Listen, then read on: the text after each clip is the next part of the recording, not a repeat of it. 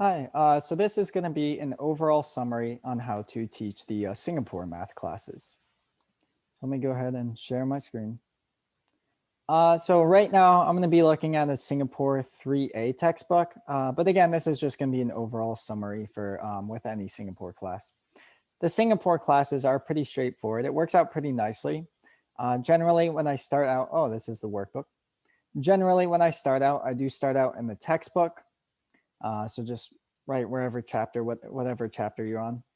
Oftentimes, there's enough information, there's enough practice problems within the textbook where you can just go through these pages. And then if that takes the full class period, then for homework, generally I have them do just the corresponding homework assignment. So the next, the practice 1A. They tend to have these practices at the end of each chapter or each section. So you could pick one of them if you want. If you find one that's maybe more challenging or fits the students better, you can pick that one. If it's a section where students are struggling, then maybe you can do practice 1A and practice 1B. You could do both of them. But that's typically how I do it. I teach the textbook, and then for homework, or teach whatever sections in the textbook, and then for homework, they do those corresponding practice. Oftentimes, students are still, there's not enough example problems within these textbooks, and students still haven't fully grasped the material. So in that case, do not worry at all. Again, it works out really nicely. It tells us the corresponding workbook exercises that go along with these problems. So if you're teaching a section and, like, for example, number patterns, and you've done all the textbook problems or most of them, and they're still having trouble, well, you can go to workbook exercise 4 and then have them do that. And then that will give them some more supplementary activities. And it works the same, like Singapore 1B is very similar. The only thing with the Singapore 1B and 1A textbooks is they don't have those practices at the end.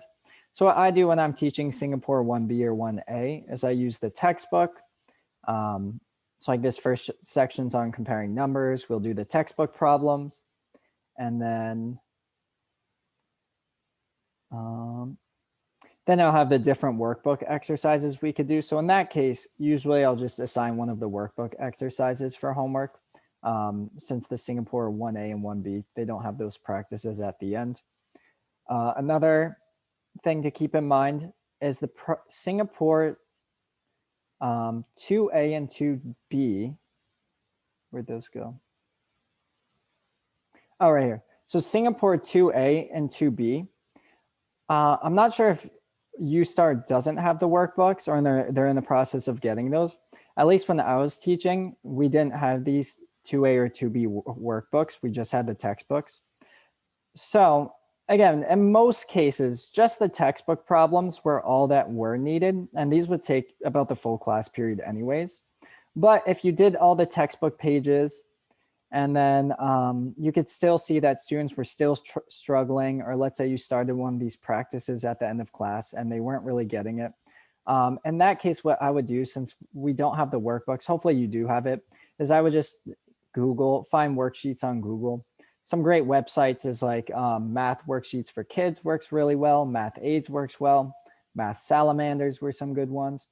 The more you teach, you'll get an idea of what websites are reliable, which ones you like, which ones are very effective for students and whatnot. So that's essentially what I would do for the 2A and 2B. Other than that, it is pretty straightforward. You just teach the textbook pages. And then for homework, again, just do the practice at the end of the chapter. And then if there's a section that has multiple practices, you could choose one that you like more. Or if it was a section where they needed extra practice, you could pick 2. Like I think this next section is all on addition and subtraction. So they have practice 2A, practice 2B. So if you assigned one of these, let's say practice 2B had harder problems, you assign this one and they did great. Maybe you could skip over practice 2A. But if they're struggling a little bit, you could do practice 2A because it's a little bit easier. And then if they're struggling, then maybe also revisit practice 2B. And then just like with the B's classes, with most of my classes, not so much on Math Kangaroo classes because time is more limited. Or yeah, I don't know, just with most of my classes, again, you're going to have your own style as a teacher. You're going to do your own things.